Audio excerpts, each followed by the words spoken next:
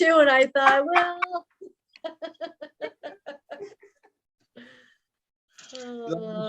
Pistol up. Wow. Yeah. And I thought, well.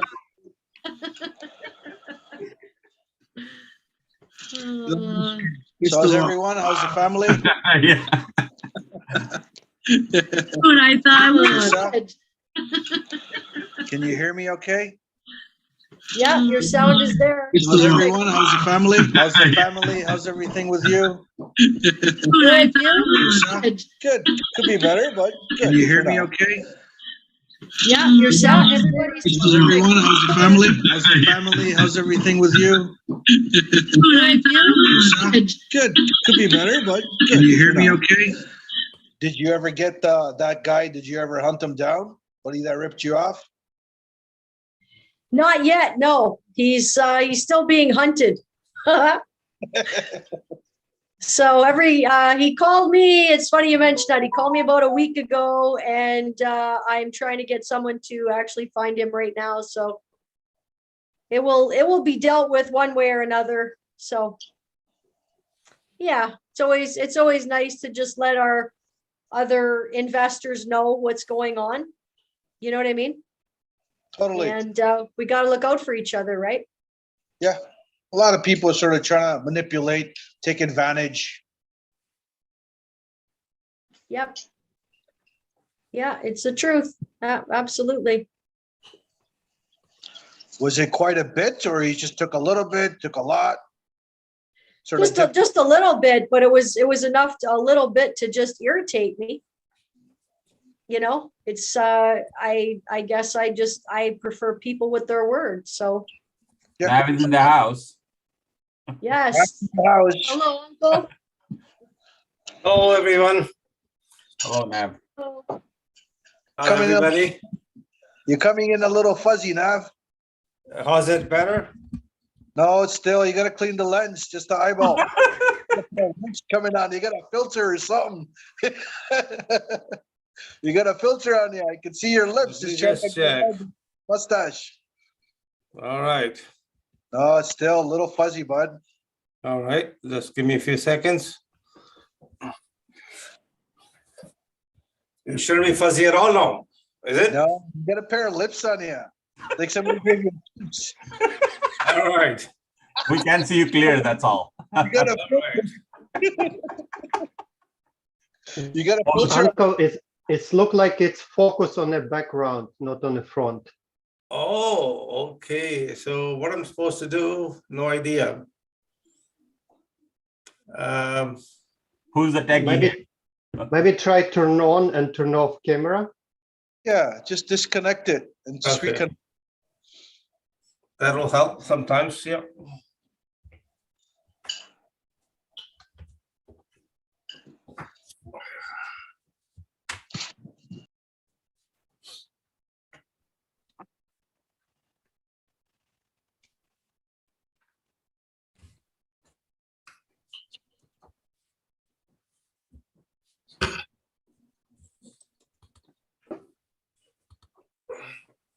How's this one? Oh, finally. Perfect. The voice is good? Yep. Voice is nice and clear, and Excellent. picture's great too. Excellent. Excellent. Well, we're going to be starting very shortly. We're going to have Jordan Green with us tonight, as well as all other guest speakers. Should be fun. So we are planning to do is every meeting we make 7 to 9 and do a little faster if we can and get a lot of things done quickly. Weekdays, get to the point, share a lot of leads and move on. A lot of stuff happening in business, real estate. So just waiting for all the guests to come in. So once they're in, then we'll be able to talk more. Just give me 1 second.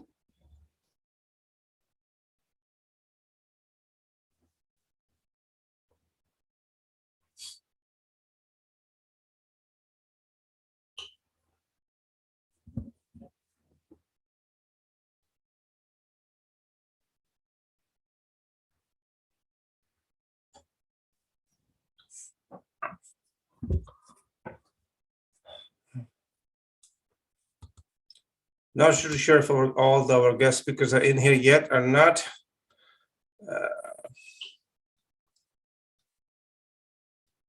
Do you happen to have number for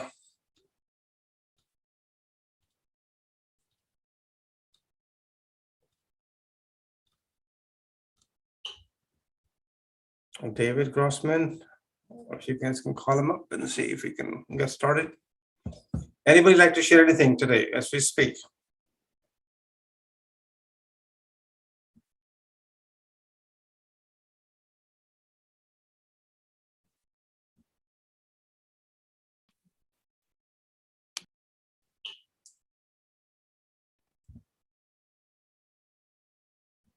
I'd like to just say welcome to everybody and thanks for taking time out at another one of the awesome networking events. And I think all of us would rather if we're meeting in person, but you know what? I think we're getting really used to these Zoom meetings. And the information that Navtaj provides to us on a regular basis, and he's often said that he's not missed one networking event yet. And no matter what's going on, he still makes the time for us. So all I can say is that I've grown tremendously because of all the network events, all the people, that I've had an opportunity to meet, and just really, really pay attention to what we're about to hear tonight. So I'm excited to be here.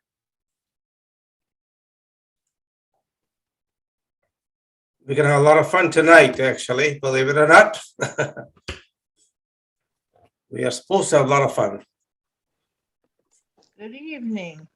Good evening to you as well. So we're gonna have also networking later on in the day, later on in the evening, or if you have any particular questions, one of our top-notch lawyer named Jordan Green will be happy to answer everything for you. As a matter of fact, if you'd like to chat with him right now, he's also available in the chat room. If you want to have any particular question, you want to set up a timing, get a consulting, questions about anything to do with real estate, he'll be happy to. Of course, if anyone has any questions, I can usually explain things quickly. I would like to say Jordan, because he's the one who helped us to put together a deal for our Windsor multiplex. So thank you very much, Jordan. It was exactly more than a year ago now. The time goes so quick, and it's always nice to see how things work from when you build from the beginning and as time and your plan executes. Is it a year now almost? Okay, well, the time has come for us to perhaps sell the building now, isn't it? Absolutely. All right. I just want to check who is if these guys are here yet or not. Okay, I think everybody's running late tonight. I don't wonder why. Is it weather's too good? Or is something else happening which I'm not aware of it? Anyway, we're gonna get cracking. If I could make sure that our speakers are in. Even Randy's not even here yet. Okay. I'm here. Oh, I'm sorry. I don't see you, Randy. Under what name? Randy Goodman. No, I know, but trying to figure it out. Where are you? Okay. Well, a lot of excitement for this month of January and February.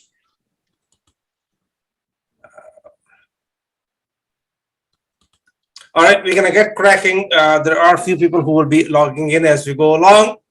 Good evening to everyone. Thank you for joining. Really appreciate you being here tonight.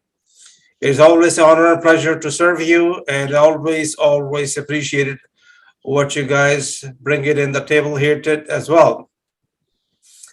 So,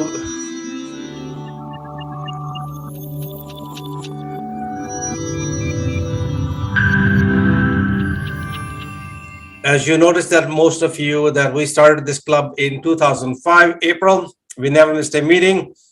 even though I have good reason to miss it, but decided no, the business must continue.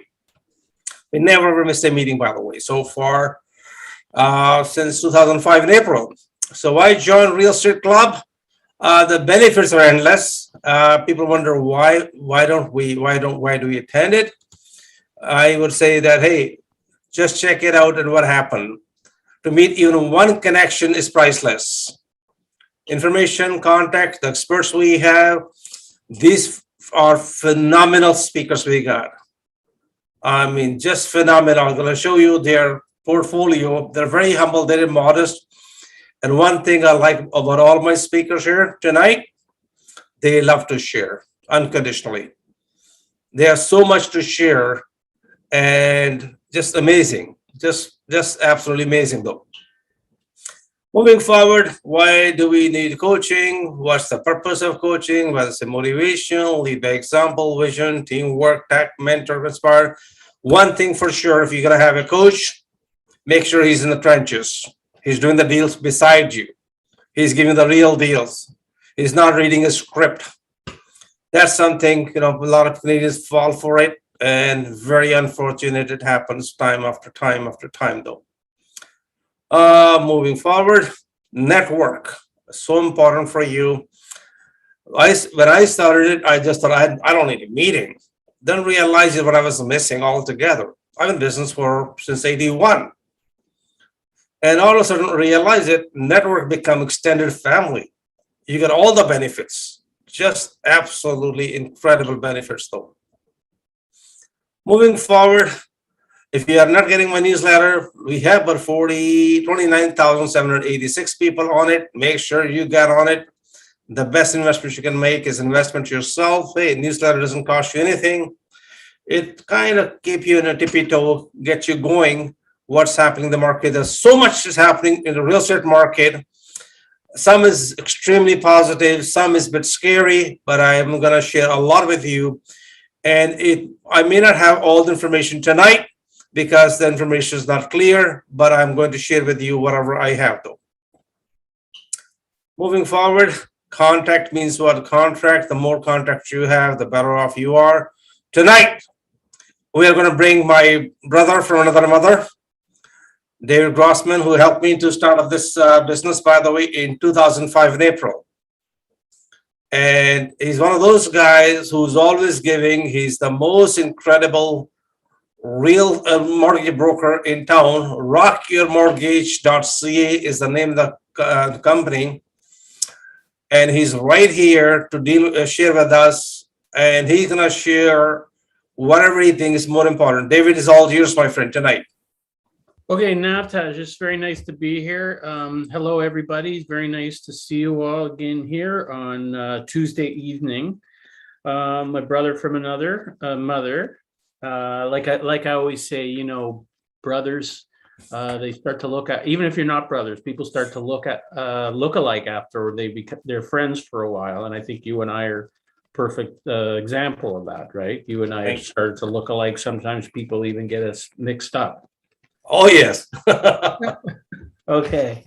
All right. So I wanted to talk a little bit about credit. It's a topic that I haven't really addressed head on.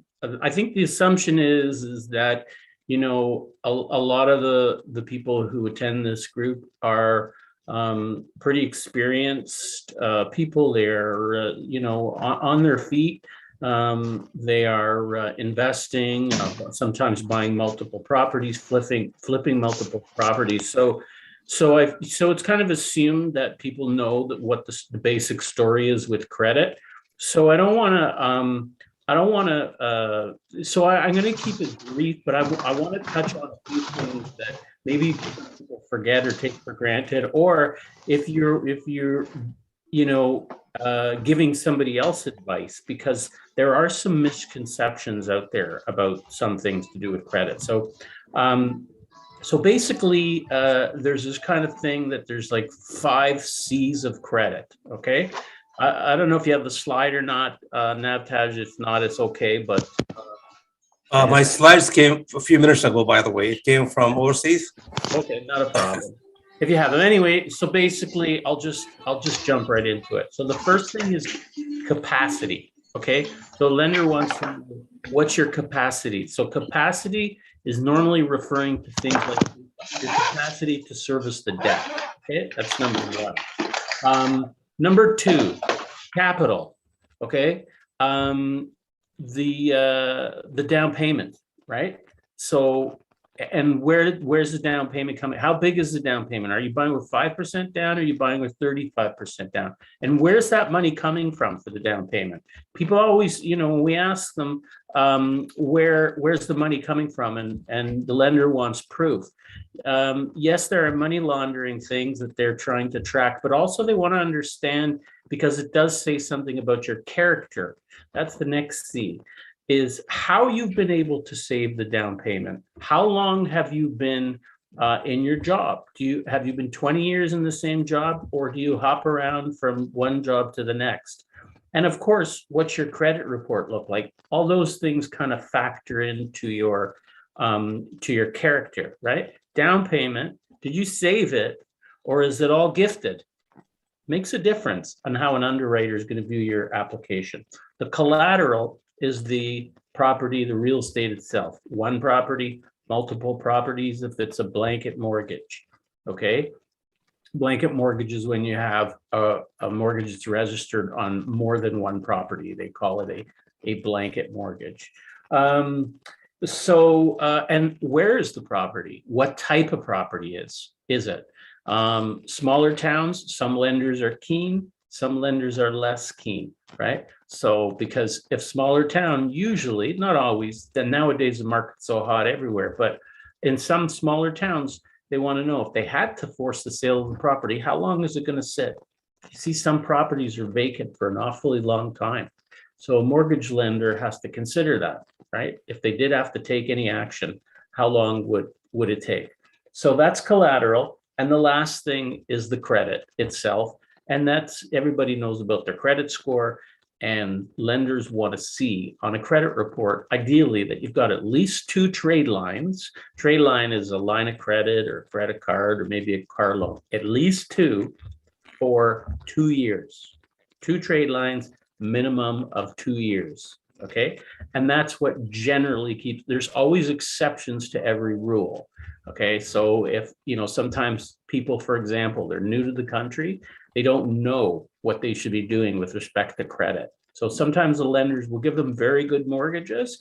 They might say, oh, you know what? Show us 12 months utility bill. You're new to Canada. You didn't know. Show us your cell phone bill. Show us something that, so exceptions can always be made. And sometimes people run into problems in life and their credit is damaged. There's job loss, there's sickness. Let's face it, things happen. So just because somebody has a credit issue doesn't mean they can't get a mortgage. The lender just wants to know, what's the story? You can get a mortgage actually one day after a bankruptcy discharge with no credit at all, as long as the lender sees, oh, you've got some money for the down payment and you've got some income. You're able to service the debt. Of course, that's not going to be with Royal Bank, I can assure you that. But there are lots of B lenders out there who fill a great niche in the market.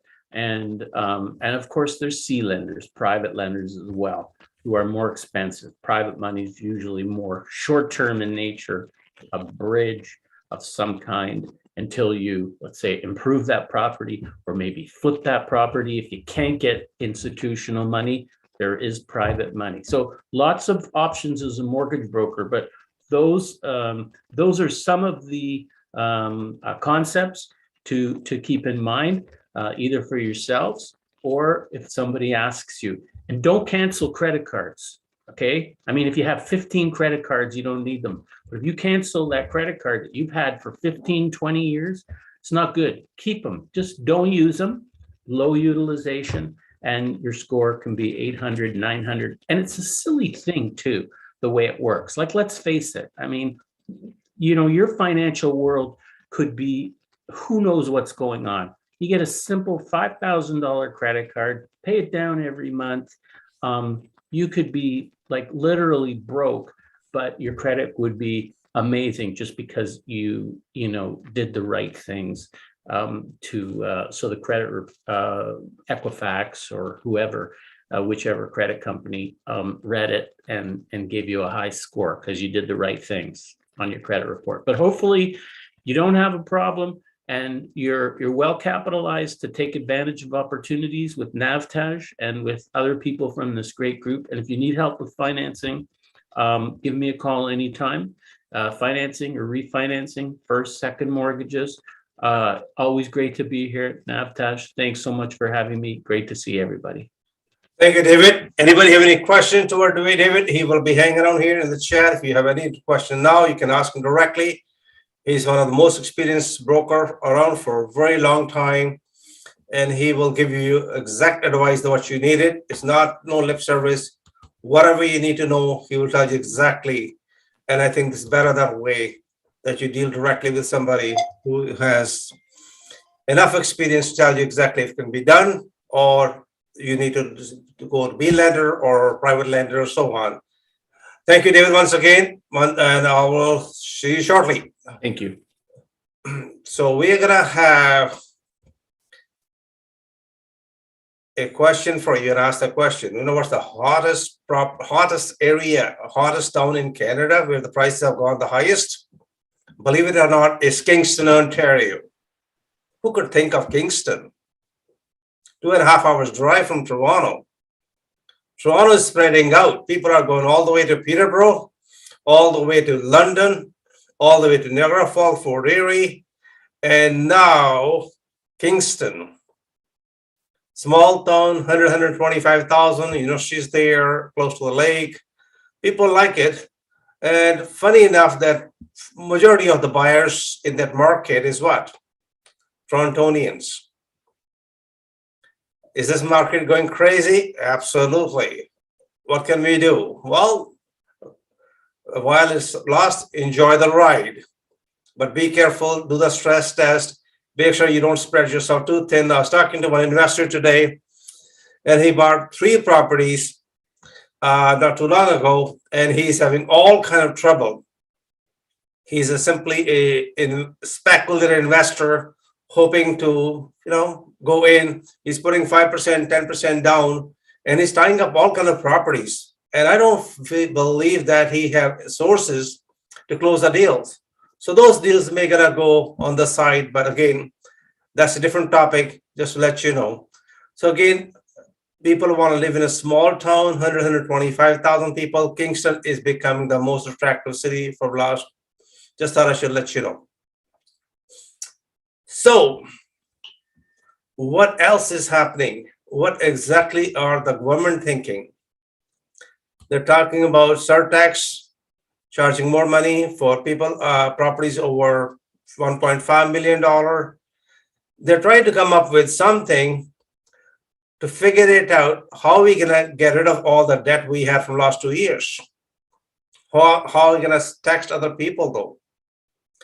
So again, we have an addiction in the last 2 years, as per media, that we are addicted to investing in real estate, and it's simply going crazy. And there's no end to it. And we are hoping one day, it's been 15 years or so on. And funny enough, something else happened recently. How many of you noticed that gas prices, $1.50, $1.60, is not going down for another 10 years? So what does that mean in simple language? Alberta gonna boom. From 2014 to 2022, 8 years, Alberta suffered. The property value dropped by 40, 50, 60%. And you can mark my words, for next 10 years, Alberta market is gonna multiply because it's dirt cheap right now as you speak. Having said that, if you're investing in Calgary, Edmonton, perfect place to get in there now. And maybe later on, you may gonna start, we wish we had known earlier though. The Alberta market have hit the rock bottom and has nowhere else except to go up. Even though there are 2 different markets there, or there's several different markets in Alberta, Edmonton is different ball game compared to Calgary. Medicine has altogether different than Fort McMurray or Grand Prairie. Again, you have to differentiate what kind of industry is there, what kind of demand we have there. We do not have enough oil for next 6 to 8 years. And they're need to pump more gas regardless. So for most of you, if you have a vehicle driven by the gas, expect $2, say, a liter gas in Canada. Even though Canada is the second highest producing oil country, but we don't give break to our own citizen in Canada. Unfortunately, there are two countries who they allow their citizens to get almost gas for free. This is Venezuela and Middle East, UAI. They give you a gallon of gas for 25 cents. Again, just thought I should share with you. Tonight, we're going to bring over one of the best speaker, one of the best speaker, one of the good friend I have. Gary, are you here on the line? I am. Now. Excellent. Well, this gentleman is one and only Canadian, proud to call himself licensed in 5 different separate regulated investment markets. This gentleman is tons and tons of knowledge, the practical knowledge, I shall say. He's also a fellow investor. So tonight, he's going to share something, as always, something so priceless. And I'm so proud of him that what he have done, what he achieved, and what he shares unconditionally. Jerry, it's all yours, my friend. Hi, Nav, boy, thank you for that wonderful introduction. I'm on my iPhone, so hopefully you can see me okay. Can you hear me and see me okay? If you can speak a little louder, that'll be perfect. Yeah, can you see me and hear me now? Okay. We can hear you. If you can speak a little louder. Yeah, okay, I will. Or you can put the phone close to your face, that'll be good. Okay, so. Oh, we got your picture right here. So you look good. Okay. All right. So, Nav, thanks again for inviting me to speak to your group. Always a pleasure. I love helping people learn more about taxes, investments. And again, I welcome any opportunity that I can get to share the information that I so willingly share with people. Tonight, we're going to talk a little bit about, we have a February 28 deadline coming. And it's kind of twofold, RSP deadline and dividend. For those of you with corporations, our deadline to declare dividends is February 28th. So it's a very important date. We're going to talk a little bit about RSPs tonight. And those of you that are getting to know me realize that I'm not the biggest fan of RSPs. And I'm not quite as anti-RSP as everybody seems to think. I do like RSPs if I can use those vehicles to save tax. And that's the only reason that I like them. I do not like RSPs to save for your future. And one of the reasons is because I'm somebody that's done many 400 death tax returns, final tax returns for people.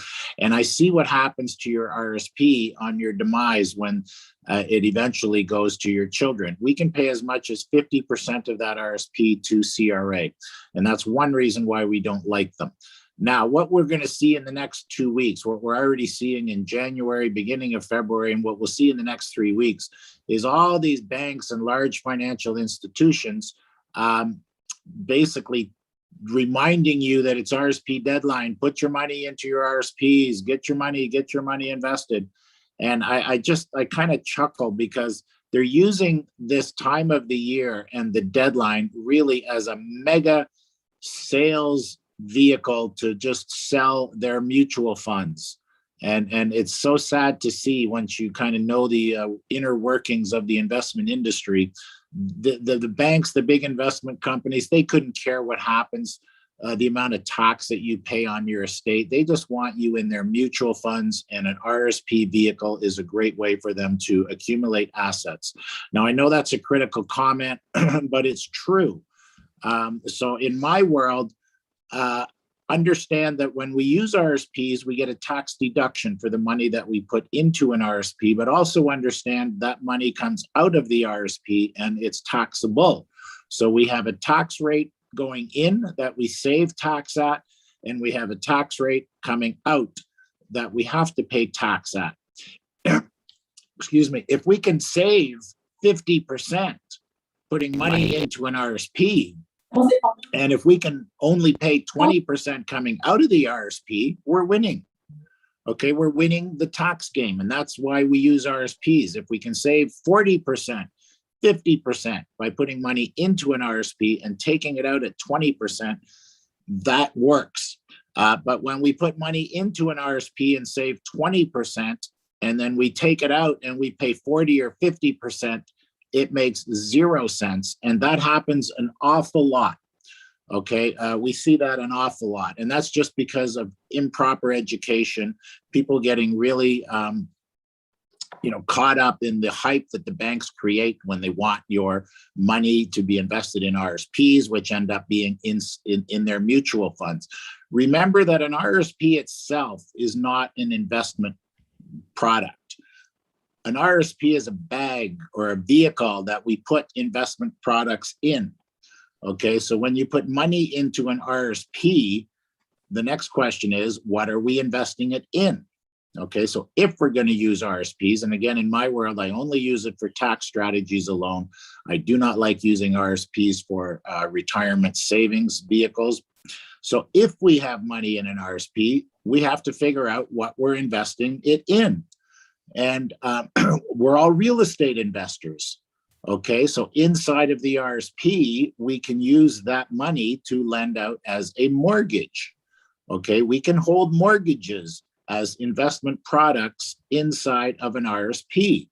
And those mortgages can be one of two types of mortgages. One is what we call a arm's length mortgage, where we're lending our money to a third party that's unrelated to us. Those are arm's length mortgages.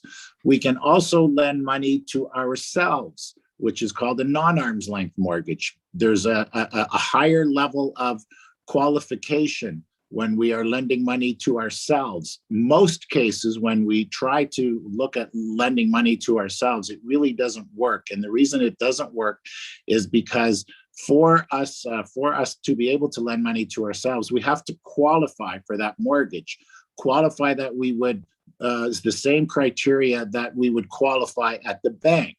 So if we're going to qualify at the bank, we may as well go get the bank's 2% money. Why in the world would we not take the bank's 2% money? Why would we use our own money and lend it to ourselves at 2%? It doesn't make any sense.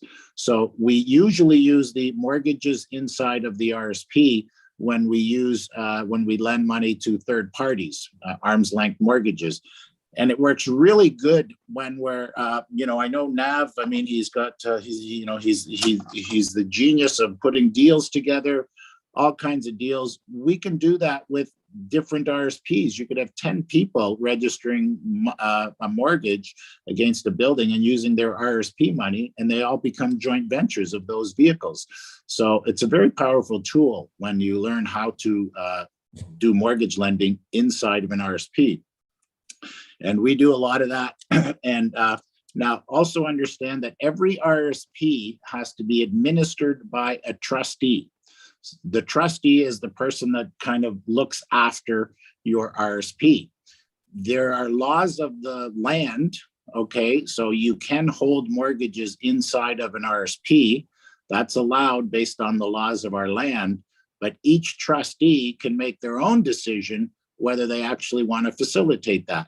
So 99% of the trustees out there that are required to administer your RSP will not provide that service.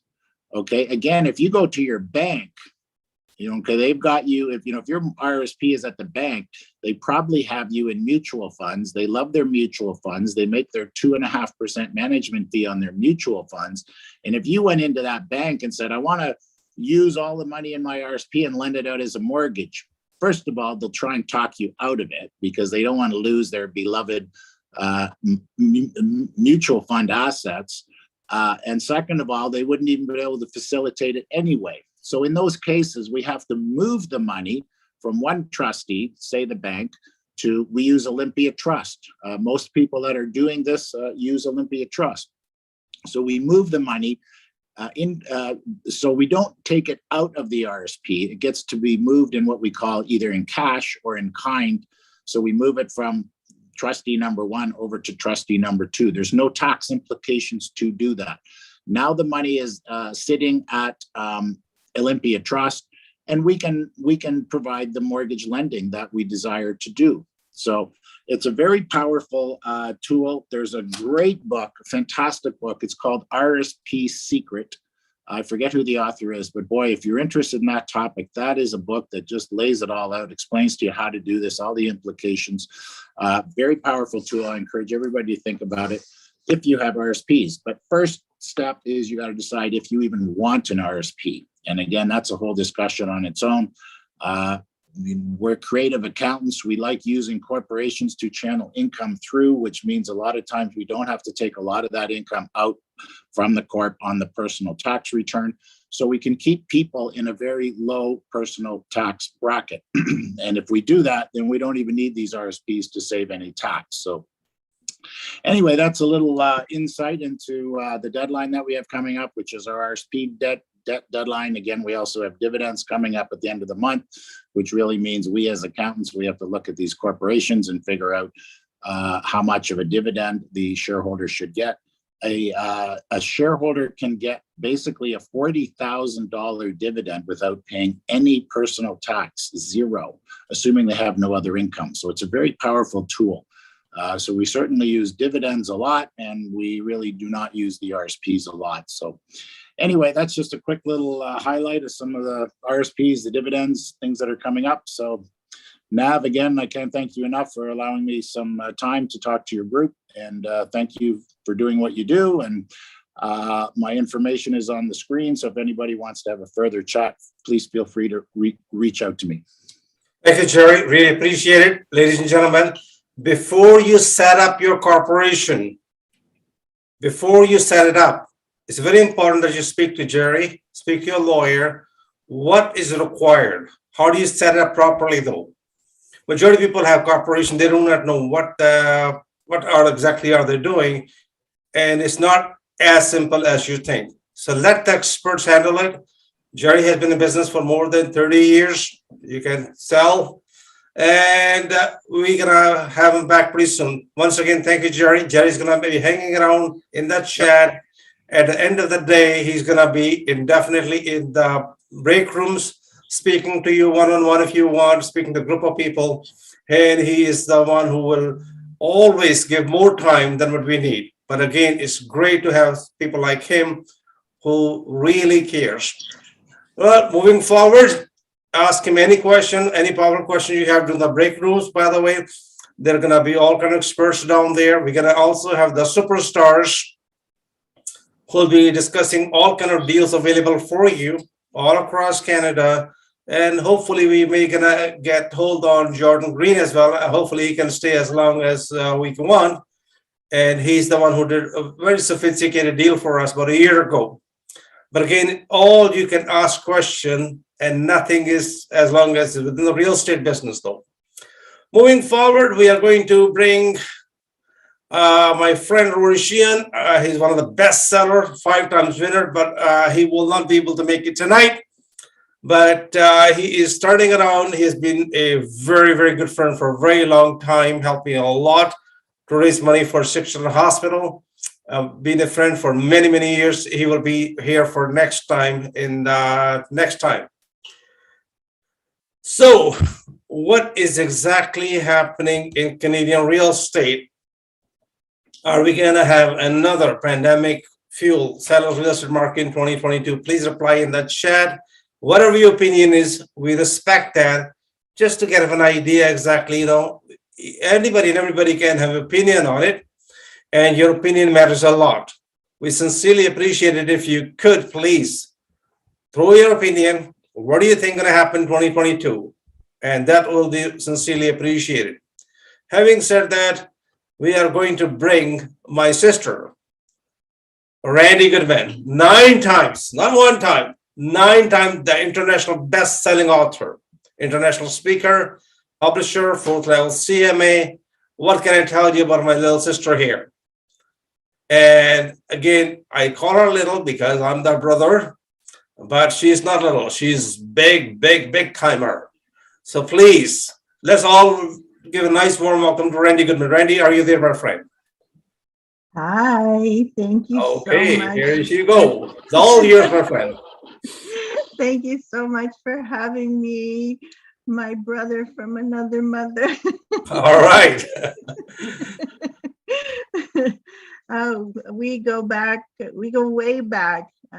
Yes. Naftaj was instrumental in helping me with Real Estate Developers Expo I did like 10 years ago. And this all heart and such a beautiful person. If you're not already part of his organization, you definitely need to be. So having said that, let's talk to you guys a little bit about what's going on. What's going on with the market? So with the housing supply issues facing the country, having only gotten worse to start 2022, take any decline in sales early in the year with a grain of salt because the demand hasn't gone away. There just won't be much to buy until a little later in the spring, says Cliff Stevenson, chair of Korea.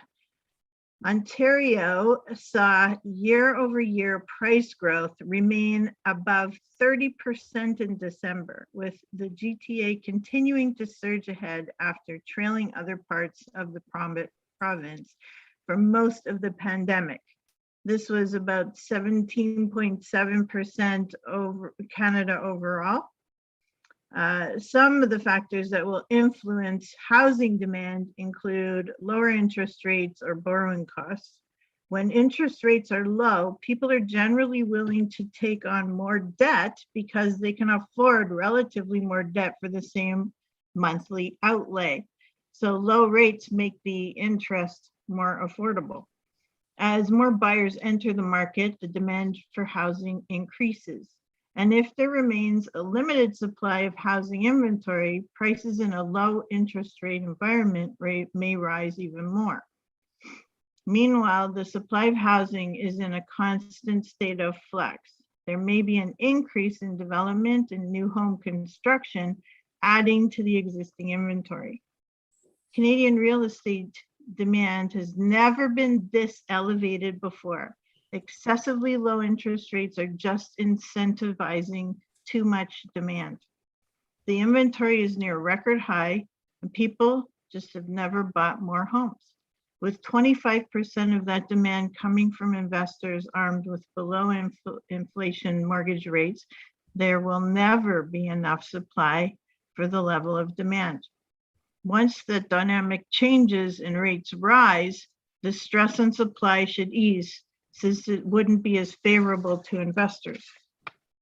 BMO Capital Markets say the value of the current housing market would need to crash a whopping 30% to get back to the trend line of growth, the typical trend line. The bank has recently said the excess home sales and price growth won't last forever, but they warn it will last for as long as the Bank of Canada wants it to last. So they're in control. Okay, so Canadian home buyers face record listings shortage to begin 2022. The national home sales remained historically high in December 2021 as the end of month supply of properties for sale hit an all-time low.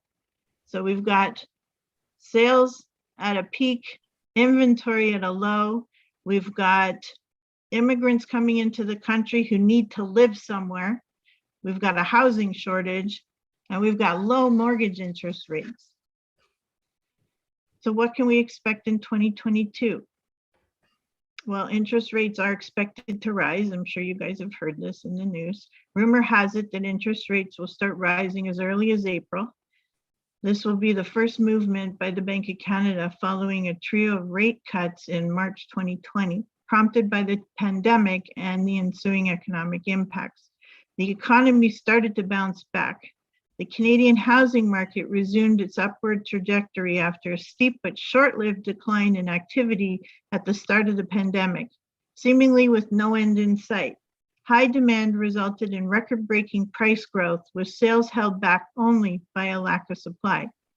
With interest rates expected to start rising in time for the busy spring real estate market, some buyers may be looking to lock in a rock bottom rate now, since they aren't likely to get any breaks on prices.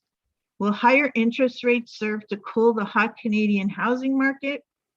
The big six banks have predicted the Bank of Canada will raise its overnight rate by 1% by the end of 2022. Only time will tell what impact this will have on the market, but given current levels of supply and demand, a 1% hike is unlikely to be a significant factor on sales prices. Canadian real estate prices will likely continue rising.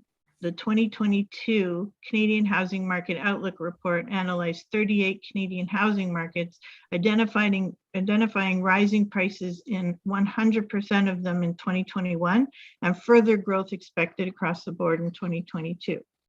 Low supply will remain a concern across the housing market. Housing affordability has been on a steady decline in Canada and was a key focus for all political parties in the 2021 federal election. Ontario has become ground zero for unaffordability. So this will be a hot topic for the provincial election this year. What's the culprit behind rising prices? Low supply. With 1.2 million people expected to immigrate to Canada by 2023, and all of them presumably in need of a home, with no major increase in lease listings or new construction expected, industry experts suggest market pressures could mount, putting ever greater pressures on prices. While opinions vary on how to effectively add supply to the market, RE/MAX executives have pointed to a few possible solutions, which are a national housing strategy to boost supply in a coordinated effort between the federal, provincial, and municipal governments. So good luck on that. Incentivizing developers to build more affordable family-sized homes close to transit hubs, such as tax rebates, cutting the prohibitive red tape, and easing the building application and approval process. And incentivizing homeowners to move and easing the financial burden associated with selling a home by offering tax rebates and reevaluating Toronto's double land transfer tax. This could help increase the supply of listings. The federal and provincial governments are also encouraged to collaborate on ways to improve local economies to help attract residents. Canada has lots of affordable cities which don't have the same appeal as large urban centers do. Shifting the focus from cities like Toronto and Vancouver could help ease the pressure and prohibitive price growth. Phil Soper, President and CEO of Royal LePage, said in a statement, construction has been hampered by pandemic-specific challenges, including labor shortages and the increased cost of construction materials, and suppliers struggle with supply chain issues. Some developers have been hesitant to commit to new projects. So we've got quite a few factors that are causing our market to be crazy, and our low inventory supply. So not until any of these things actually change will the market change. So I think, the most popular one is probably the Bank of Canada interest rates, although we don't know how much of an impact that'll actually make on people purchasing. But what we do know is that for us investors, these high prices are, crazy to be purchasing off MLS right now. Well, for the most part, there are some deals, but for the most part, they're fighting at market value and higher. So joining groups like this and having access to off-market properties or distressed properties or other options out there is fantastic. So thank you, Navtash, for always providing great information and deals for everybody. All right, thank you, Randy. Thank you so much for your exceptional insight. Thank you for sharing. Randy's going to be every month, by the way. Next meeting will be March 8th.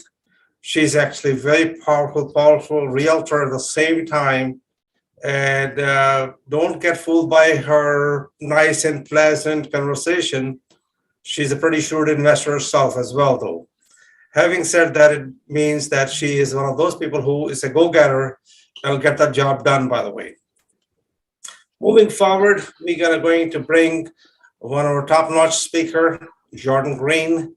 He's an attorney at law. He practiced in Toronto as well. He's also licensed in New York. And this gentleman is an amazing, amazing real estate lawyer. And you want to make sure that somebody like him is always on your side. Very important to have a very strong legal team. Jordan, are you here, my friend? Yes, thank you, Navtaj. Thank you for having me, and it's been great hearing all the speakers so far. Excellent. Today, I'm going to discuss some of the advantages and disadvantages of investing through a corporation. You know, like any lawyer, when they're presenting, I'm just going to preface it with saying nothing here is legal advice.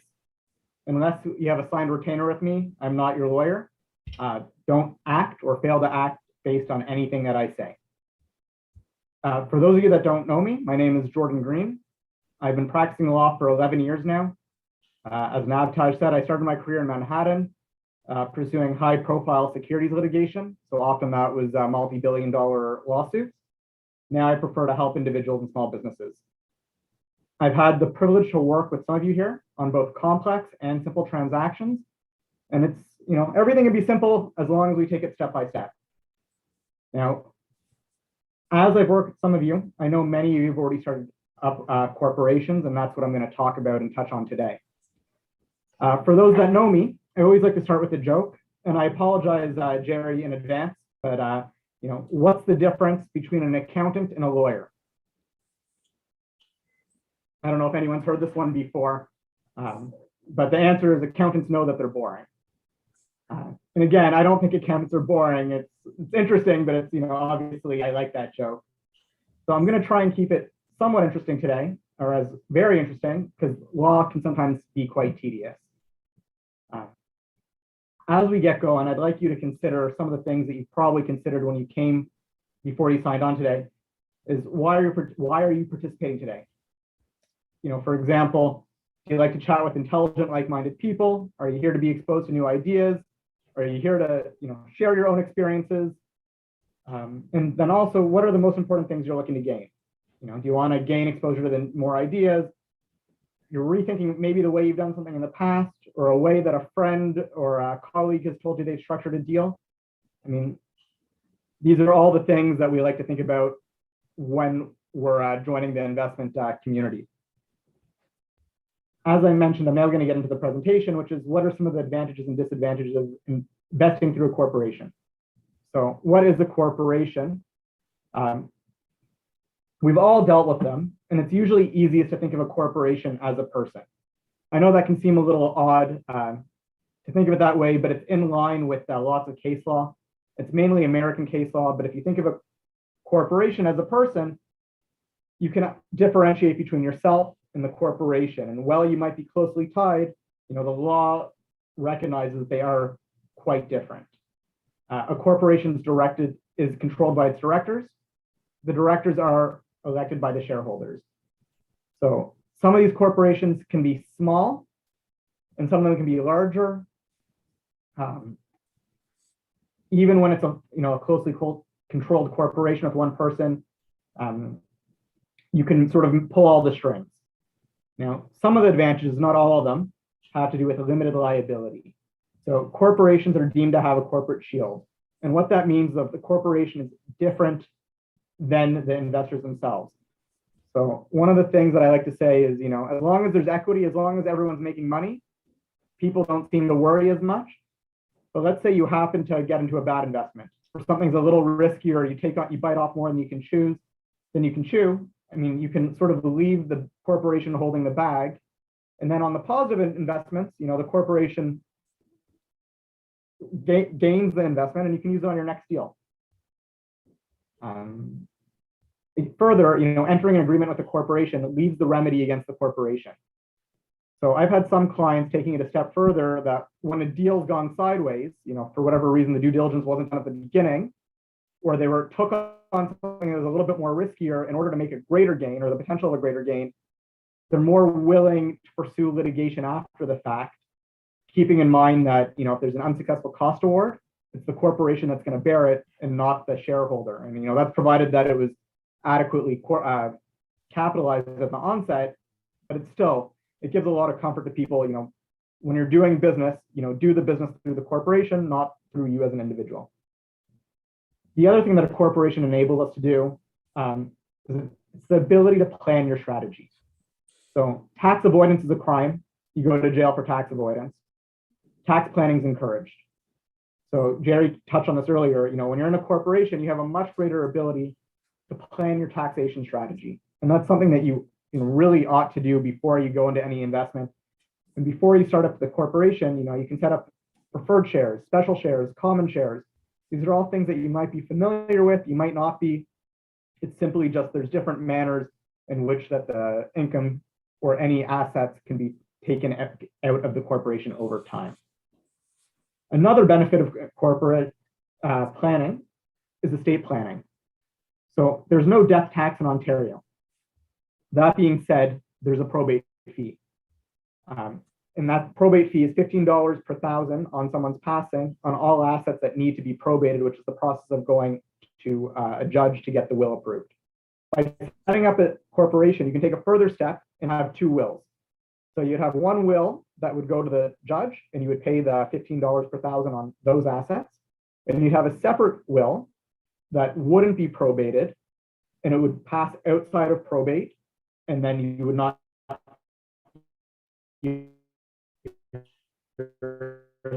state would not have to pay the $15. A corporation gives you, setting up complex deals, it can be easier to switch in and out by having different classes of shares.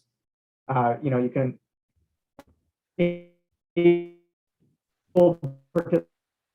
Jordan, you're sort of breaking up. On different investors who have a different strategy and a different strength. So I got a message that breaking up. No. Sort of breaking up, Jordan. It sort of freeze frames and it just sort of scatters. Oh no. I'll try and talk slowly. Maybe that'll work a little better. Sure. Thank you. So, back to what my original joke was about accountants and lawyers. Many of the items that you're going to want to consider when incorporating are going to come down to balancing the costs. So there can be many great benefits for incorporating, but along with those costs, along with those advantages come additional costs. Speaking to Jerry, you might learn that it might be more or less effective tax treatment if you incorporate without setting up properly. Whenever you do it, there's going to be a cost of incorporating, a cost of doing your minute books each year, a cost of making sure you do everything properly so the CRA doesn't come back and slap you after the fact. And then there's also sometimes confusion. So if you don't do everything properly and properly structured, you can confuse others, you can confuse yourself.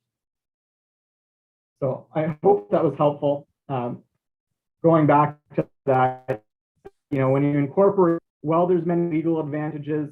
One of the best advantages you can gather is, speak with your accountant, measure twice, cut once, and really just structure what your end goal is. Is it for tax planning? Is it estate planning? Is it, you want to use multiple corporations in order to set up a deal in the most effective manner? So I hope that was helpful. If there's any questions, I'll be around. Thank you, Jordan. Really appreciate it. Maybe it's better because I'm not sure it's the internet connection or could be multiple factors, but Jordan gonna be here so you can have one-on-one conversation with him. You have his number here, right here in the dot. And we are definitely gonna see him on March 8th. Every second Tuesday, he's gonna be with us. And this is about corporations.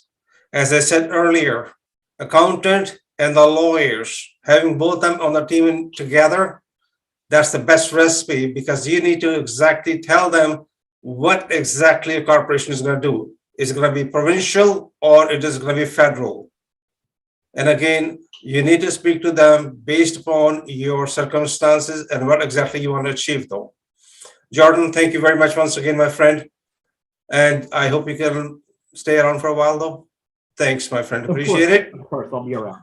So here's my question for you. If you have a choice to take somebody for lunch, who would it be? Who would you like to take for lunch? Please put in the chat.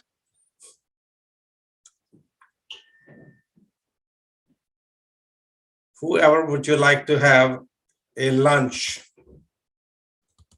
You'll be surprised. Your father, excellent. Elton Musk, okay, we're talking, excellent. Well, whatever it is, it's nice to know that. Whatever it is, though, it's good to know that you value the person and there's so much you can learn from the person. And if I may request you, please put something which is more feasible. Who would you go out with lunch? Purposely, so you want to have double dip or you want to have the maximum advantage of it. Though. So let's move into our presentation. It's illegal to operate as a broker, real estate, mortgage broker, or securities unless you are properly licensed. This is the law applies all across Canada, by the way. What is perfectly legal is to buy property and sell a property for yourself. You have right to assign a property before purchasing. You may also charge an assignment fee under your option to buy real estate. Have them to do your own due diligence. Please make sure you get advice of a lawyer before, not after. After going to cost you a lot more money.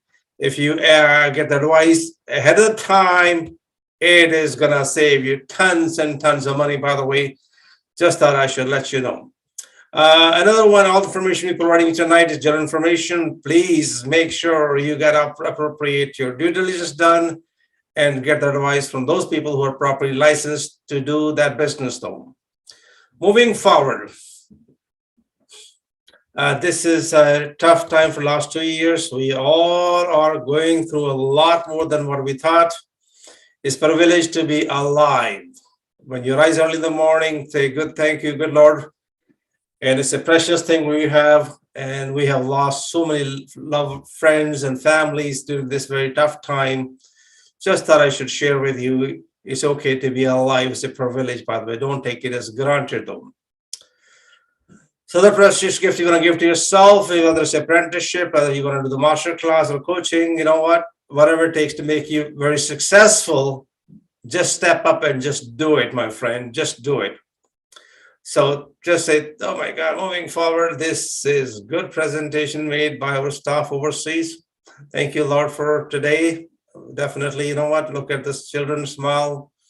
Just make your day regardless. Moving forward, this is our meetings, by the way, every second Tuesday.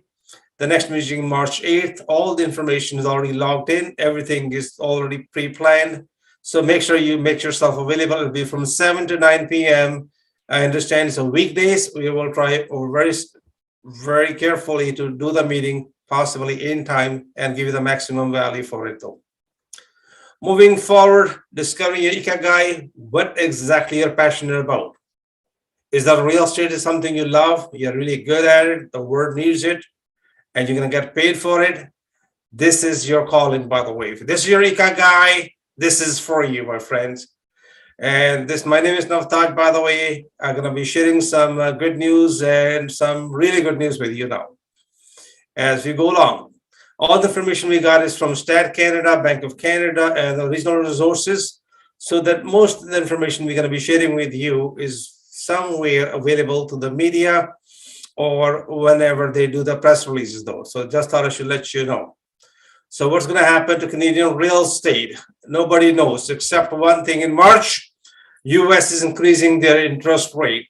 So we're going to follow that regardless. I believe in March, there will be definitely some changes in real estate. Real estate interest rates are going to go up slightly. How slightly, we do not know. Here is something I want you to take a little picture. If you have a camera, please do me a favor. This will inspire you. What happened to real estate values in Canada in 2012 to 2022? It is quite inspirational because within 10 years' time, some people are going to make a couple $1 million because by default, they own a real estate. Isn't it amazing? Simply by default, you own the real estate for the last 10 years, going to make you multi-millionaire. Those who want to take a picture, please do so. This was provided by homing.ca, and that's very kind of them that we are sharing their finding with you.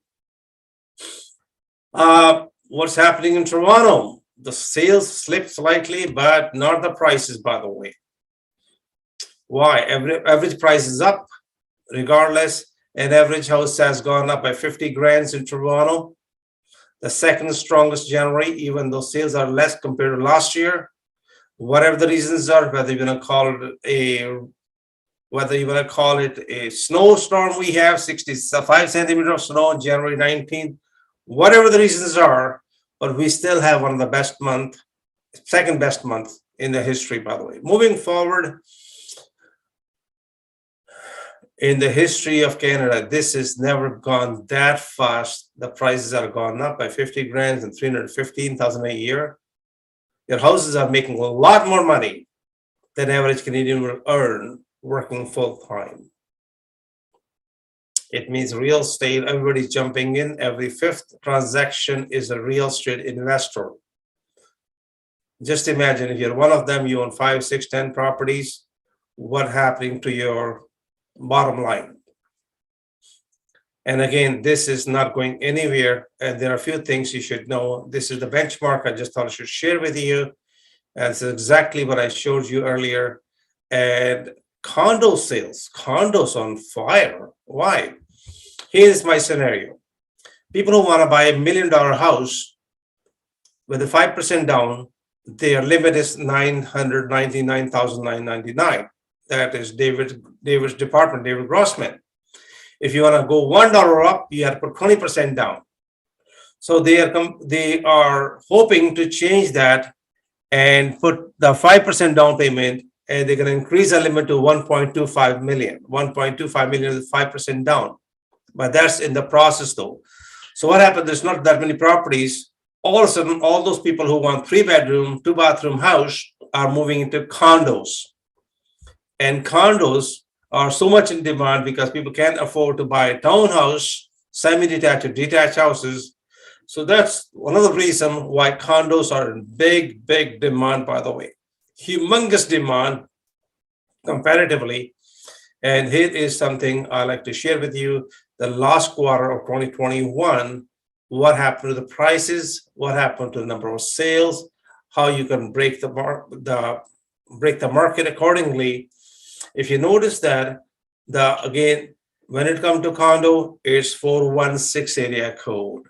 When it comes to houses, it's always 905. So 416 is going to become a condo king or condo market, more or less. That's the dominating part. And 905 will remain open for semi-detached, detached, and townhouses. Of course, it's going to have some part of condos, but as not as aggressive as Toronto, though. Moving forward, what we got here is the history, by the way. In case you have never taken a picture, please take a picture of this one. In 1976, when I got into this country, average house price was $61,000. Now we're looking for 1.2 million. So again, if you look at the charts, they don't lie. You can sense an appreciation. You can also see a dip. What happened in 1989 when the price went down, how long the prices did stay down. So I strongly recommend, if you are an investor, you have multiple properties, get a stress test done in case market drops 10, 20, 30, 40, 50%. Why do I say that?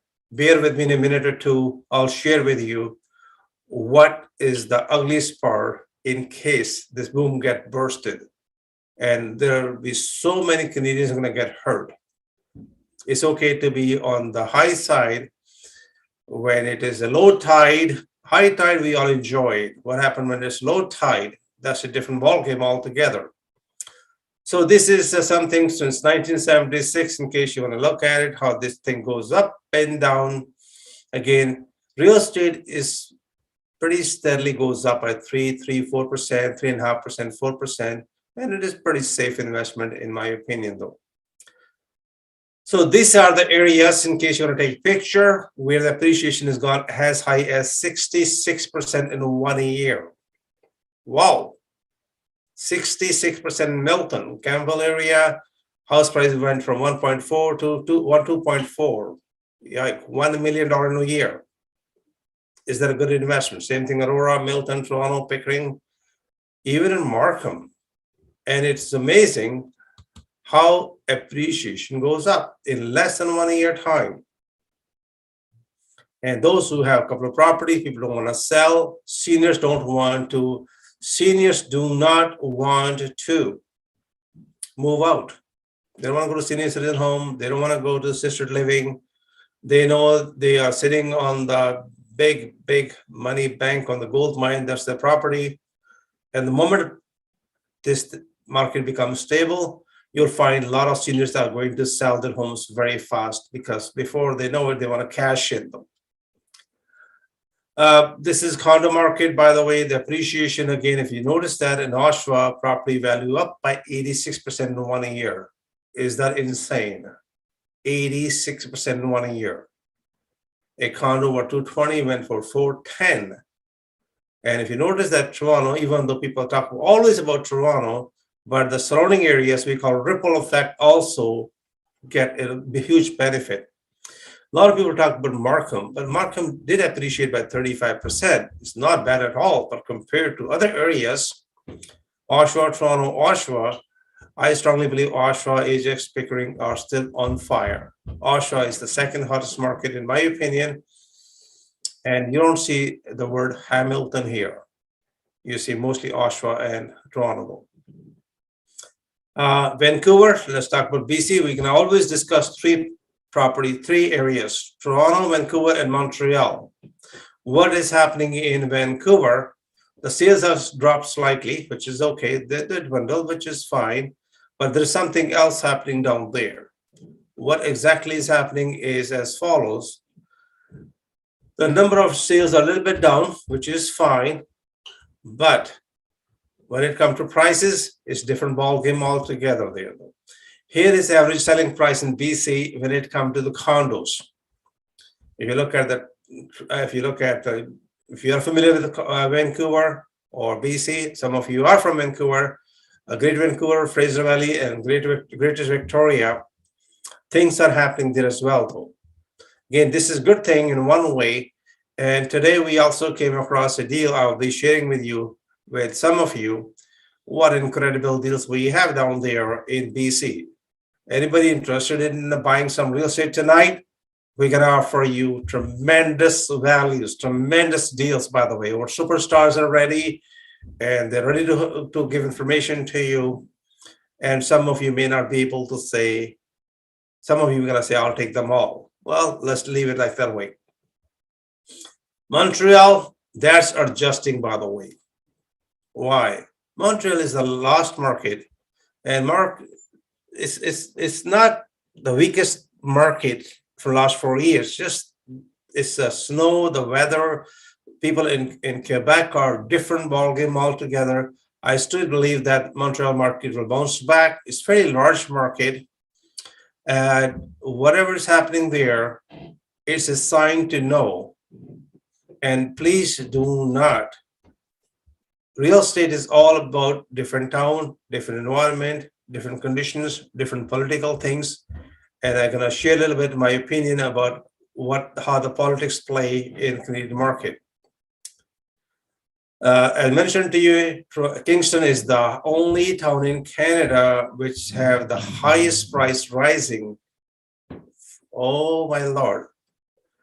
Prices have gone as high as 780. It's a small town, 100,000 people, 125,000 people. And it's funny that demand is so high down there. Here is something I also like to share with you, and hopefully you can pay a lot of attention to it. This is a little bit worrisome. City of Toronto has no jurisdiction whatsoever. But they did discuss on February 2nd, I believe, a speculation tax. They can do nothing about it. And they voted 24 in favor introducing speculation tax. Is it a political move? I don't know.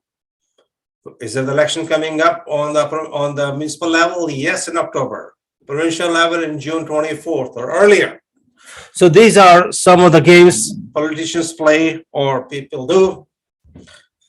Just be aware of it, that this gets the ball rolling. It created the negativity in the market. It happened in 1970s and 74, and which brought the market down in one day, only in one day. Brought the values down like crazy. So they are pushing for it. As I mentioned to you, the motion was passed, overwhelming support with that 24-4 on February 2nd. Even though they have nothing to do with it, they have raised their voice just to gain the political favors, to let other people know, hey, we care. Even though there's nothing we can do, but we're going to discuss it. Is it a municipal matter? No, not really. It's not a municipal matter at all. Yeah, are they concerned? Yes. There are 444 municipalities in Ontario. Everyone is concerned about prices. So here is something what happened in 1970s. The premier was Bill Davis. Date was April 9th, 1974. Mr. Davis introduced a speculation tax. Market value dropped tremendously overnight. And he was thinking, hey, the value is going up way too fast in 1974. And guess what? The law was in there for only 2 years, and eventually they reduced the price to 20%. And this scrap together is one of the worst one, in my opinion, when it comes to Canadian real estate. A speculation tax can kill the market in one day. Is provincial government going to do it? No, they're up for elections. Is that a favorable for them? Maybe not. Maybe yes. We do not know. It's all political thing. And watch the news and watch the headlines coming soon, because every time any of those political party leaders are going out, they're giving us a clue what is in their sleeves, what they want to do. And they're just testing the market and see however they can get the most votes out of you, though. Something about Prime Minister Justin Trudeau, Liberal Party, they eventually decided to have Ministry of Housing on the federal level. We never had it since 1996. What does that mean to you? Well, they just want to come up. They may have some power, or some places they may not, because some stuff is provincial, some are municipal, some are federal. And they are going to introduce some of the stuff, which could be something that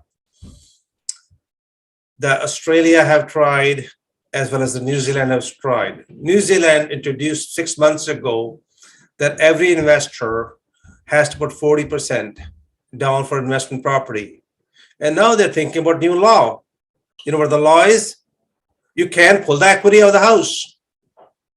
You cannot pull the equity from your house to buy another property. If that comes in, that could be a bad news. But it may be a short-term solution for them. Can you imagine that you can put equity out of your house to buy another property?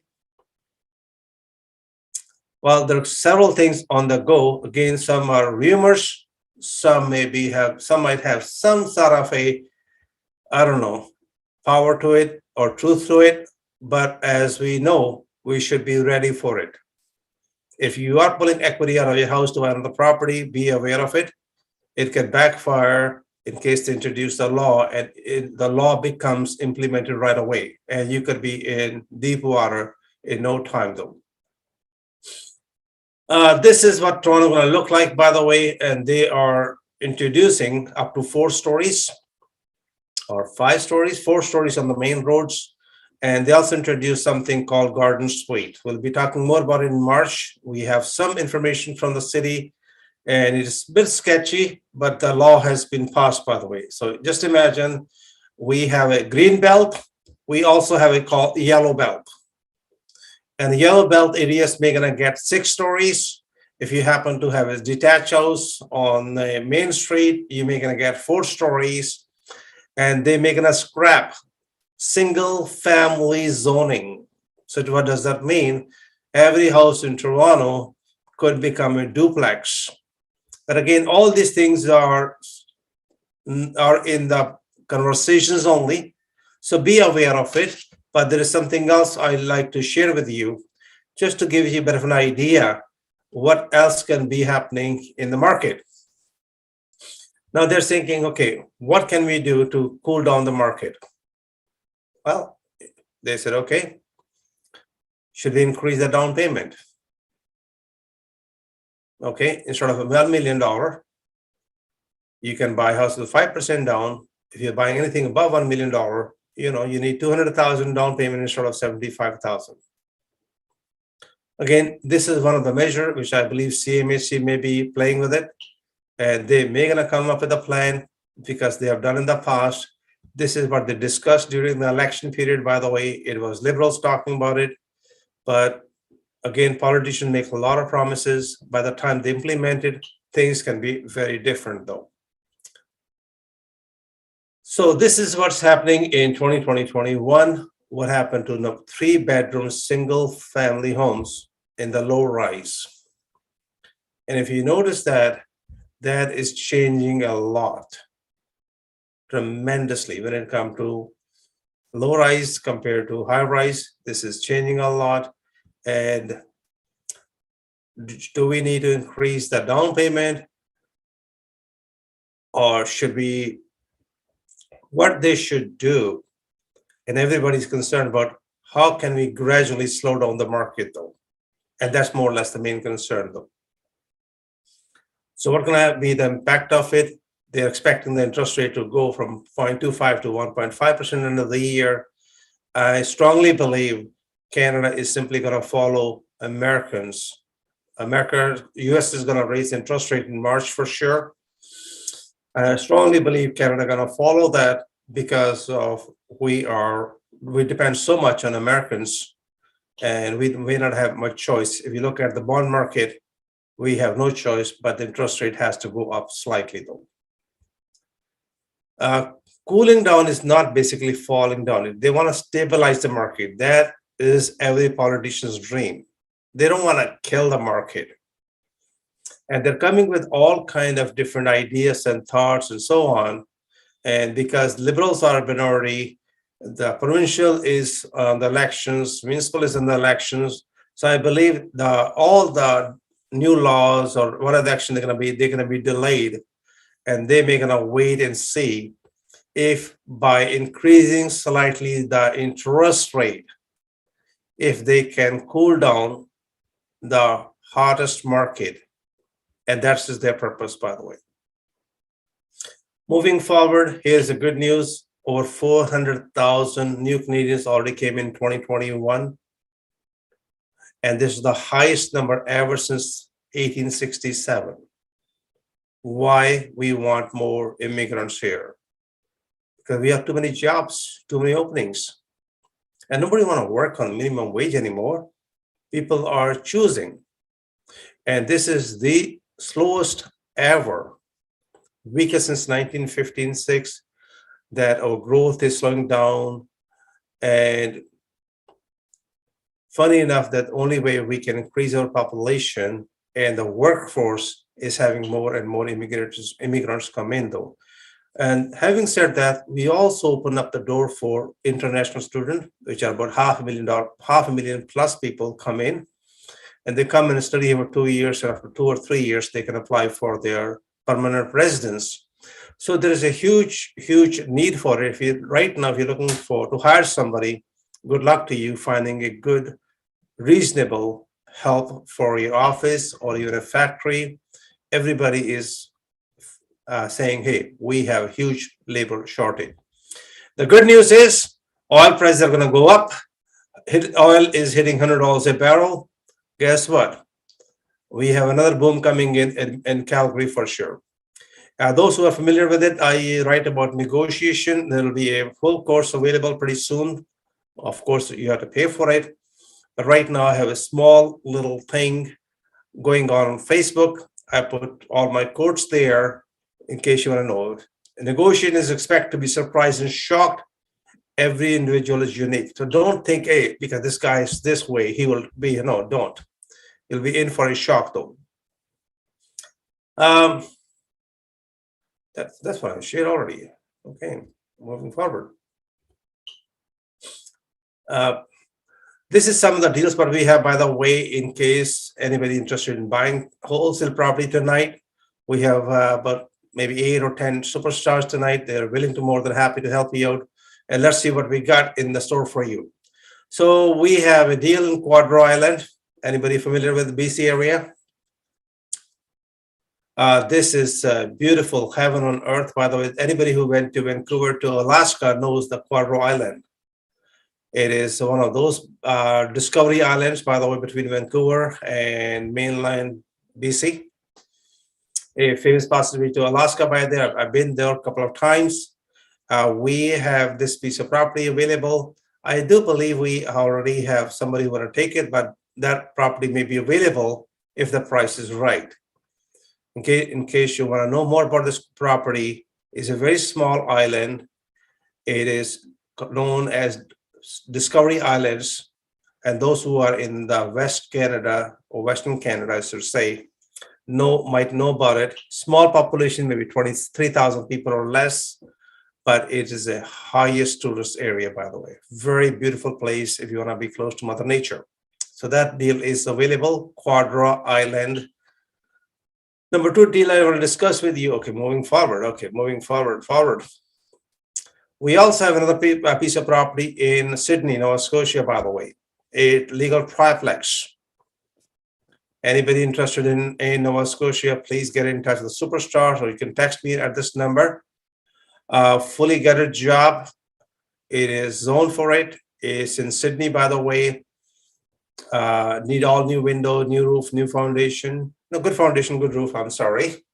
Good studs, and it's ready to rock and roll. Anybody interested in this deal, please let me know, and you can text me or you can speak to superstars very shortly in our meeting, in our networking meeting soon. There's another deal in Prince Albert, by the way, in Saskatchewan. 2-story home. This is something, if you want to buy and hold, good tenant, long-term. By the way, those who are interested in new roof, new furnace, hot water tank, rent it for about $800 a month. Again, it's a good deal regardless, but it is for long-term basis. Saskatchewan is also going to bounce back, by the way. Saskatchewan and Alberta are the 2 provinces which have been kind of held back. They never get to enjoy the boom, by the way. What we have enjoyed in Ontario and BC, as well as other provinces, though. Again, those who are interested in it, is a very, very reasonable deal. Please grab it before the evening is over. Make sure you speak to one of the superstars in the break rooms, and they will be happy. Make sure Prince Albert in Saskatchewan. Next deal, what we have is in Pictou. This is a 4-unit building. Look at the most beautiful building in a 3/4 acre of land. Is zoned for 4-unit. It can bring approximately $73,000 gross rent. About 3,100 square feet covered area, 3/4 of land, heart of the historical harbor community. New furnace, beautiful old charm.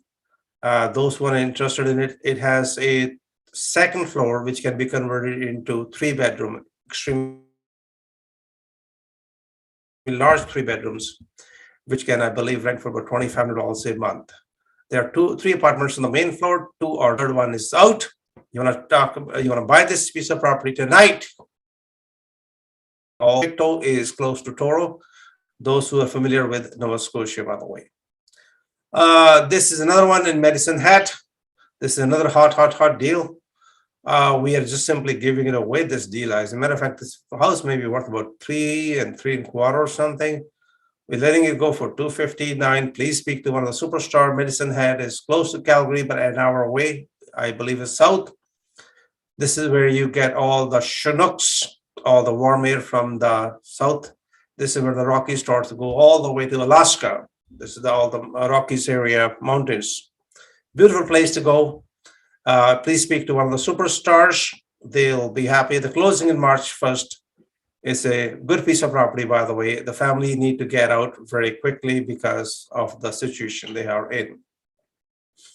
We also have this beautiful building, 12-unit purpose-built building in Windsor, Ontario. It can bring about over $200,000 rent. If you notice that down in the second picture, first of all, it's purpose-built building. It's not conversion. Very large size bedrooms. If you notice one of the apartment being rented, it is fully furnished. It has a fireplace in it, by the way, and air conditioning unit. Very well done. Anybody interested in getting this building? I believe we will be selling this building. Please text me or talk to one of the superstar. We'll be more than happy to give information to you. We already had one verbal offer on it. The intention is to have this property sold by end of March. That's closing date. That's our anticipation. And anything you want to know, please talk to Superstar. You have to sign NDA, non-disclosure agreement, and we'll be happy to share more information on this particular deal, though. So let's talk about the JVs, joint ventures. So you're not doing it, you should be. This is how you invest your RSP, TFSA, joint ventures in the mortgages and so on. You make sure you do it correctly. Make sure you get the advice from a lawyer as well as your accountant if required to be, and make sure you follow the rules and regulations of Canada Revenue Agency. It's already on the government website. Make sure you, if you're investing RSP and TFSA, if you're investing your own capital, that's a totally different ball game. Joint ventures can be also done called co-ownership.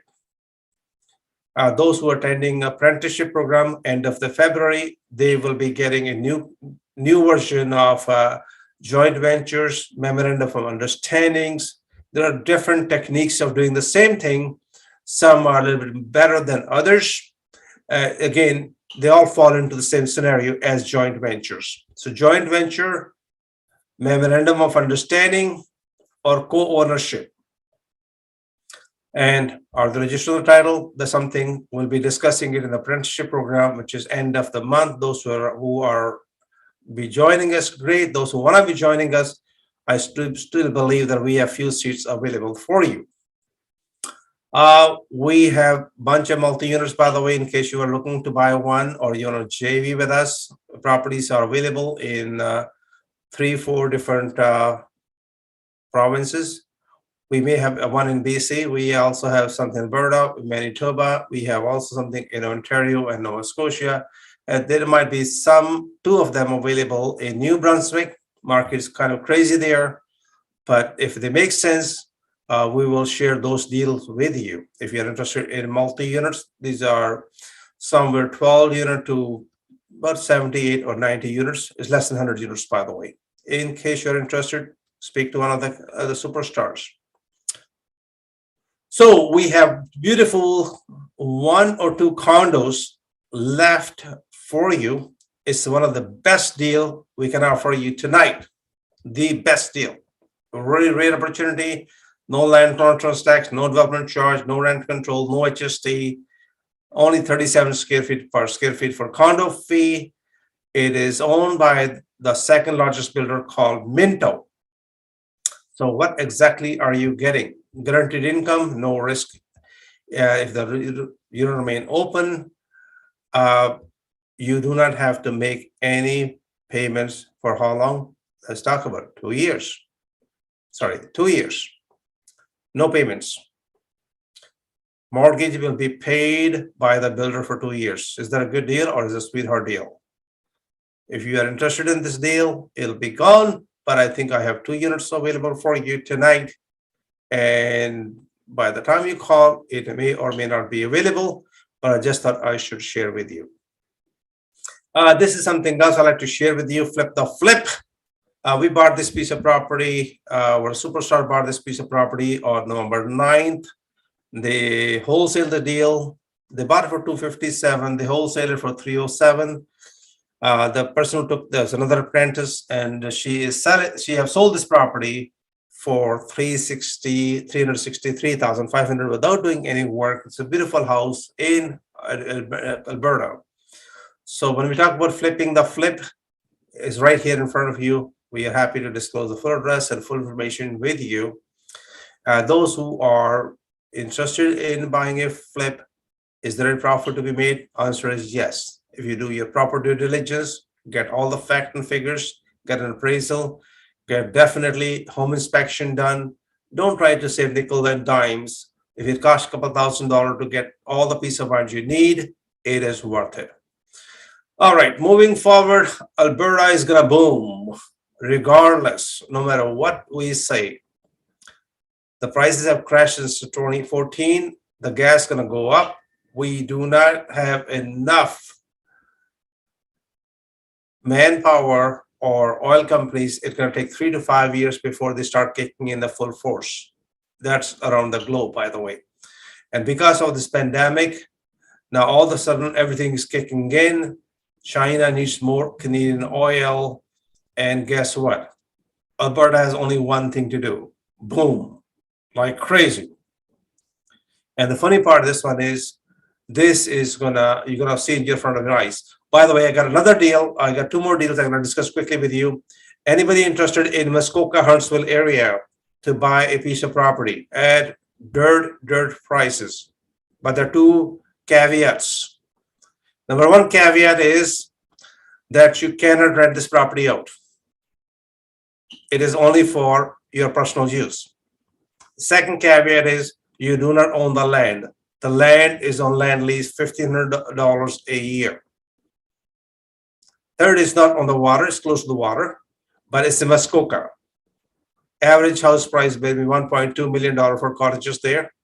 But this is a steal of a deal. And those who are really interested and very serious about it, I can provide you information. And the deal can be yours, by the way. It is about an hour and a half north of Barrie, by the way, Huntsville area. Those who have been down there to Muskoka, we did a few deals there already. It's a great place. It's a rich man's playground, all cottage area. And some of these flights go directly from Toronto to, I believe, it goes in the Muskoka area. Instead of you driving Friday night, it is crazy. So you can just take a flight directly from I believe it is going from Island Airport as well as Buttonville from Markham. These 2 flights go directly to your cottage. So you don't have to drive 4 hours or 3.5 hours though. Just thought in case you're interested in doing this thing. Moving forward. Evictions, oh boy, this is a tough one. Everything is backlogged.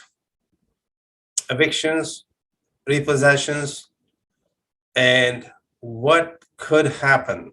That's a scary thought, but I'd like to share it with you.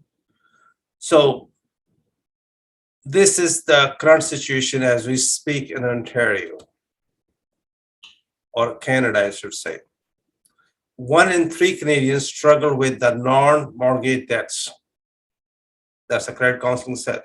Just imagine 1/3 of Canadians having issue paying their credit cards. And the credit card approximately outstanding debt is about $10,000. Yikes. When the interest rate goes up, credit rate interest rate goes up dramatically. And that is going to add up more pain to those who owe some money to the credit card companies. That's not a good news. And you're going to start feeling the squeeze. Gas prices are going up. Inflation is 40-year high. That gives a bit of a recipe for market to slow down.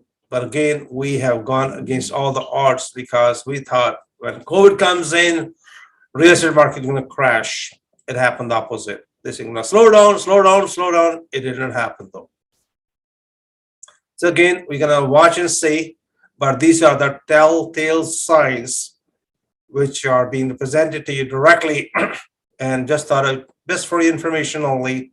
And you decide, be careful if you're lending money out. People are defaulting all kind of payments, either say car loans, anything which is high interest rate, people are defaulting. And this is something else I discussed last time with you. I'm going to discuss with you a humongous amount of opportunities going to come in when it comes to foreclosures. People are getting more and more into debt. Canadians are piling up the debt like crazy. Of course, the house value is going up. But again, in Ontario, we only have 51 million properties, approximately. 2 million homeowners could be in a difficult situation in Ontario alone. Ontario's population is only for 14.5 million or 15 million, give or take approximately. And about, 18% of people, they regret that they've taken way too much loan or mortgages on the property though. Interest rate goes up, they're gonna get into more trouble. Just be aware of it. These are again signs. We have been told interest rate may now be risen about 4 or 5 times next year. We do not know that. We heard it from the media, we heard in the headlines, we heard the interest rates were supposed to go up, but we will see what happened in March, one step at a time. But just be aware of it. There are opportunities out there. If you are missing a boat, don't you worry, because hey, real estate is all about when you bought it, if you can hold on for long-term basis, it's great for you. This is something about last time discussed about it. There is a new set of investors. We call them speculative investors, speculating. Their job is they used to invest money in stock market. Now they figured out they can get a lot more money in the real estate market. So they are not renting these properties out. They're keeping them empty in case whatever they want to sell. And it doesn't make sense that the appreciation is 20%. And they are saying, hey, are we overbuilt or is this speculation inventory? There are about 1.3 million houses in Canada which are sitting empty. And that can resolve all the supply situation in one day. And all they're saying, out of 12 houses, 1 is sitting empty. And Canada has the 1/5, the most homes empty in the all advanced countries, by the way. So just thought, hey, should we be paying attention to what else is happening in the market? It's not about demand and supply, demand and supply, demand and supply. We need to look into all the factors because real estate values are going to be affected more than one reason. Moving forward, in case you are facing foreclosure or power sale, we can help you. We understand the redemption period. We've been doing this for 40 plus years. Anybody you know, you refer to us, you get paid a referral fee. Or you get a free trading, see how we do the deals together, how we pull these things together. Talking about here, this is a small lot. Oh, by the way, there was a piece of property yesterday, highest price ever. It went $2 million over asking price in Forest Hill. $2 million. Would you pay $2 million extra on top of the asking on the MLS price? Well, here's another deal which is going to come on 275 Forest Hill Road. I've been telling you all along. It's going to be a tax sale. Whenever it comes in, whoever gets this deal gonna make tons of money. In my opinion, the property value may be over $4 million. It's simply a lot. It's simply a lot. $4 million for a lot. Welcome to Toronto. Welcome to Forest Hill. Just thought, in case you want to do some due diligence, those who will be attending apprenticeship will have all the opportunities for all these deals coming their way. We're going to be going into break rooms pretty soon. I can ask everybody to introduce yourself. You got 30 seconds to do elevator speech. Let us know what you want, what your needs are, how we can help you out, or how we can help each other. It's very important we do that because this thing is all about sharing. Those who are familiar with our coaching program, is not available for anybody and everybody. It's only available for selected people. And it is pretty intense program. It is hands-on in the trenches, no talking. It's all about working on the real deal, real time, period, nothing else. This is not about giving you a lecture or setting up, no, thank you very much. This is real stuff. Those who are interested in it, please let us know. Those who have anybody want to have any consultation with me, I'll give you 15 minutes of time. Just send me a text message. More than happy to speak to you for 15 minutes and see if I can help you out. Please ask any question during the break time. And there's something you should know about Canada, what's happening in the real estate market. This is something we are facing, by the way. We were going to do a deal in Manitoba, and I was speaking to a bunch of developers and builders, and some of them are my students, by the way, and they set up something which kind of threw me off. Apart from the lumber price is up by 15 to 30%, and within the last 3 months' time, majority of the construction materials have gone up by 30%, 13%, 13 to 30% 3 months' time. That's why the builders are struggling.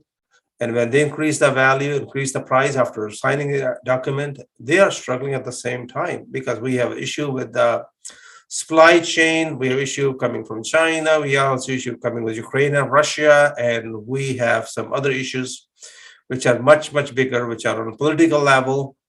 And some are, again, based upon we can't build the pipeline because of the political things. And now they're got to have some sort of solutions. Otherwise, we are going to face the highest inflation ever. And we are actually going through it. 3 things I mentioned to you. There's something called co-ownership. This is something, where people are buying a piece of properties. Instead of buying 100% of it, they are going to take a small portion of it. This is a new product in a way. It has been presented many times before, but this will be a little different. It's called professional co-ownership. And what it is, this one, for you to buy a piece of property in Toronto, you need to have pre-tax income of $270,000, which is not that easy for average Canadian or average Torontonians. So what they are saying is, hey, listen, why don't we do this, get into a co-ownership program? And this co-ownership program will help you to get in the deal. And what they're doing is investor is putting a down payment for you or putting a second mortgage for you to reduce the payment.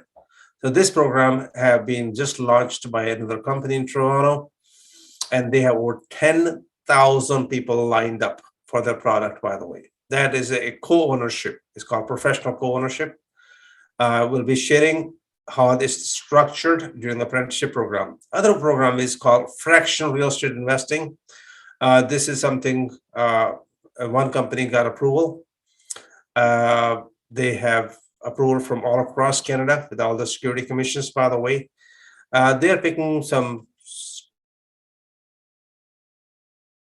typical type of property. They got 100,000 units to sell. Again, this is a great way of getting real estate. Some of you might have heard that you can invest $2 or $10 or $10,000 in fractional ownership. Just be aware of it. Please check with Ontario Security Commission, check with your lawyer before you get into any fraction real estate investing, though, and make sure what your obligations are. You could be in, not realizing what your obligations are, though. A federal grant of $5,600 I mentioned to you for the energy. This is for energy audit. If you are going to get windows or anything to save heat or in the house, that program is available. There are 2 different programs available in Toronto and Edmonton, and those programs are known as PACE, called Property Assessed Clean Energy. Please check them out, even if you have rental properties, though.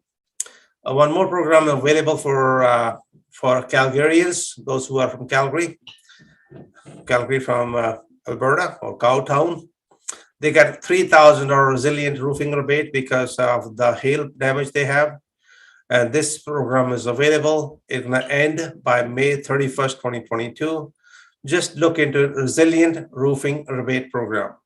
Just Google it, please, if you happen to be there and if your roof needs to be redone. Only and only in Calgary, is not all across Alberta, by the way. Canadian luxury tax is already in place as of January, by the way, those who are not familiar with it. This is something else when you're buying something super expensive, cars, pleasure boats, or private aircrafts, and be aware of it, that this program is in place, speak to Jerry or your accountant, and also check with the CRA. You may be in for a surprise why I'm paying a little bit more money because of luxury tax. This is one of the programs which people don't claim, by the way. You should be claiming $10,000. If you are changing something to accessibility in your house, if you happen to be disabled or if you have senior citizen, you are qualified up to 15% of renovation cost. Claim can be more than $10,000. Please make sure you take a full advantage of it. These programs, the reason why we bring it in for you is to also save the cost. We talk about grants, rebates, and tax credits. For investors, that's another tool for us to safeguard our money and take full advantage of it. If you're not taking advantage of it, I'm sorry, you don't use, you snooze, you lose. That's why we bring the most highest professionals, highest talented professional to share information with you. Blue Monday is always the best day to buy, by the way. Has anybody ever bought a property on Blue Monday? Please tell me how much kind of discount you got on Blue Monday. It's some sort of human psyche, it's emotions, it's the moon day. Some of the best deals are done on Monday, by the way. Try it and share your experience with us if you like. How to wholesale properties. We're going to have a masterclass on February 17th from 6:30 to 9:30. Those want to get a ticket, flippingforprofit.ca. Please make sure you get your tickets so we get sold. We keep the class size about 30 people or less, sometimes 50.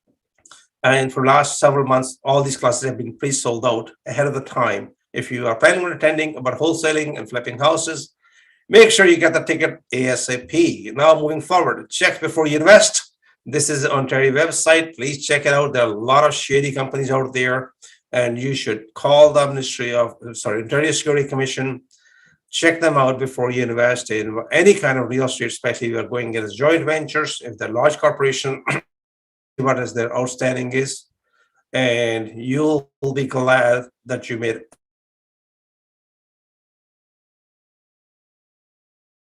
For due diligence, though. Talking about coaching to you, this is totally different. It's not a regular coaching program. This is water. You start working on the deals from day one, and the deals are everywhere across Canada, and you are going to be dealing with all kind of difficult. This is where you learn the most. It's not easy deals either. It's not very difficult. Coaches are there to walk you through, but this is where you learn. This is where you become a pro, by the way.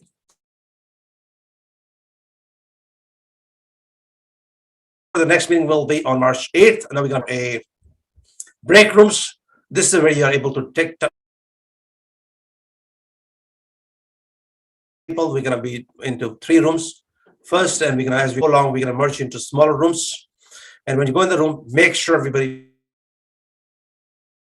30 seconds to introduce yourself, who you are, where are you from, for. Do you have something to share you want, or you want money to invest? Each room, there will be superstars. They'll be more than happy to come. Sure that you got a chance to speak and introduce yourself. That's the purpose.